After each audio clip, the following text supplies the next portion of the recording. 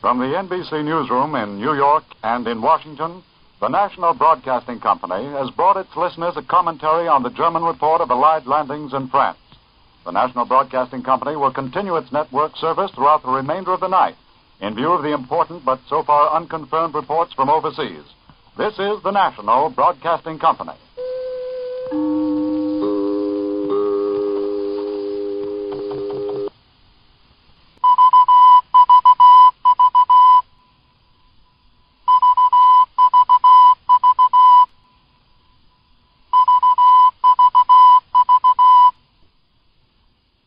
Ladies and gentlemen, we may be approaching a fateful hour. We take you to London. The Supreme Commander, Allied Expeditionary Force, General Dwight D. Eisenhower. Soldiers, sailors, and airmen of the Allied Expeditionary Force, you are about to embark upon the great crusade toward which we have striven these many months. The eyes of the world are upon you. The hopes and prayers of liberty-loving people everywhere march with you.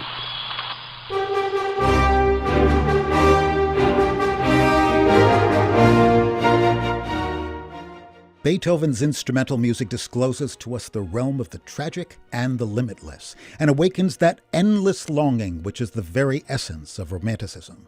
Is it not possible that for this very reason he is less successful in vocal music, which portrays effects specified by words, rather than those indefinite emotions experienced in the realm of the infinite? And what instrumental work of Beethoven exemplifies this to a higher degree than the immeasurably noble and profound Symphony in C minor? How this marvelous composition carries the hearer irresistibly into the spirit kingdom of the infinite.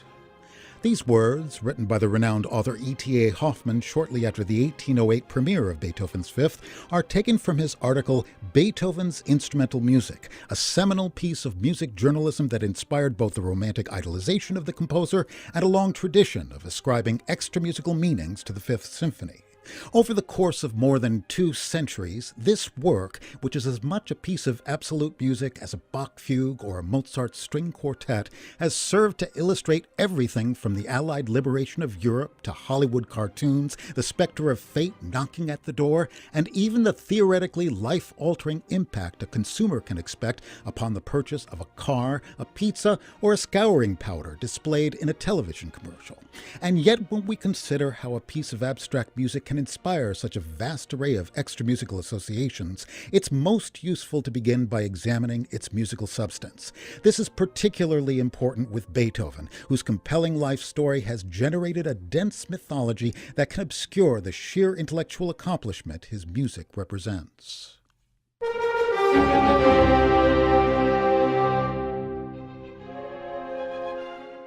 A crucial difference between Beethoven's symphonic style and that of Haydn and Mozart was his strong preference for short melodic snippets, or motives, instead of melodies as the primary material from which he'd fashion a movement. As a result, lyricism becomes a complementary element within a larger context that emphasizes rhythmic energy, and in this regard, the Fifth Symphony is a prototypical example of this defining characteristic of Beethoven's music. The famous 4-note motive that begins the piece has its antecedents in a 4-syllable metrical foot in classical Greek called a quartus pion, in which 3 short syllables are followed by a long one. It's doubtful Beethoven knew this. Although he was well versed in the works of the great ancient Greek poets, he read them in German translations. But his extraordinary ability to see vast potential in apparently commonplace material allowed him to perceive the fundamentally propulsive quality of this rhythm, as well as the dramatic potential inherent in the contrast between 3 short fast sounds and a concluding sustained one. He also understood the implications of the motive's asymmetry. Its iconic first statement starts not with a sound, but with a silence as explosive as any in music. Beethoven's choice to begin a symphony on a rest may be unique. Instead of starting on firm footing, the music simply erupts in response to some unperceived force, immediately galvanizing our attention. And the off-the-beat inception of the figure accommodates its incessant repetition while driving the music forward in a manner that's identifiably Beethovenian. Every element of the motive is exploited for development. While its fast eighth notes dominate the first movement's texture, its ending half note is used in isolation to create a range of atmospheres, from the grandly rhetorical to the tentative and fragmented. Even the pitch choices in these opening bars reveal a profound intent. The first 4 pitches are a paraphrase of a 4-note descending scale figure known as a lament bass, a musical trope associated with tragedy that appears in music throughout the common practice era. From the song Flow My Tears by the Renaissance composer John Dowland to the Crucifixus from Bach's B minor Mass to the finale of Tchaikovsky's Sixth Symphony. Within the context of Beethoven's Fifth, this melodic line underscores the first movement's essential despair, a quality that's revealed with naked directness in the solo oboe's surprising, unaccompanied iteration of the pattern midway through the movement. And this Allegro's second theme, which expresses a consoling lyricism that appears to be unrelated to the stormy music of the opening, is in fact derived from the melodic outline of bars 6 through 9. In Beethoven, inspiration and calculation exist in equal measure.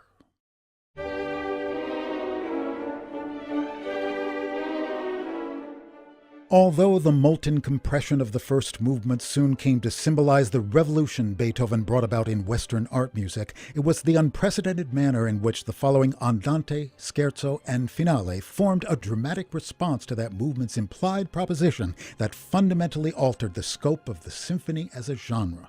Once again, Beethoven accomplished this through means as material as a sculptor's, using the 3 short notes, 1 long note pattern of the symphony's opening motive throughout the entire work. It's the rhythmic basis of the Andante's second theme, and the movement as a whole is dotted with subordinate appearances of the figure. It also serves as the foundation of the Scherzo's second theme, proclaimed at first in fortissimo by the horns, then cast in a cryptic setting for pianissimo strings and single woodwinds upon its repetition, and finally becoming the heartbeat of the transition to the symphony's finale, a transformation as thrilling as any ever written. This secondary theme reappears in quietly dramatic fashion in the otherwise celebratory final movement, a poetic reminder of previous travails, while the movement itself is abundant with paraphrases of the symphony's core motive and the lament bass from which its pitches are derived. Such a comprehensive use of cyclic form, in which the recurrence of a theme or a piece of musical material in a multi-movement work is employed to achieve a sense of unity, was unprecedented in symphonic music, and in Beethoven's Fifth, the ubiquity of the core motive invests it with a presence that's analogous to a character in a drama. These implications of narrative provided an example that would have a profound effect upon symphonic music during the Romantic era and beyond, from the programmatic symphonies of Berlioz to the de facto symphonic novels of Mahler. The symphony's implied allegory also rests upon a carefully constructed harmonic foundation. Symphonies that end in the minor mode are relatively rare, and thus it isn't noteworthy that a work beginning in C minor would find its way to a C major conclusion. But Beethoven exploits this evolution from musical darkness to light with much greater dramatic intent than any of his predecessors. The C major tonality appears at various points during the first 3 movements as a sort of promised land that alternately looms and fades, while C minor remains a stubbornly threatening presence in both the scherzo and the finale.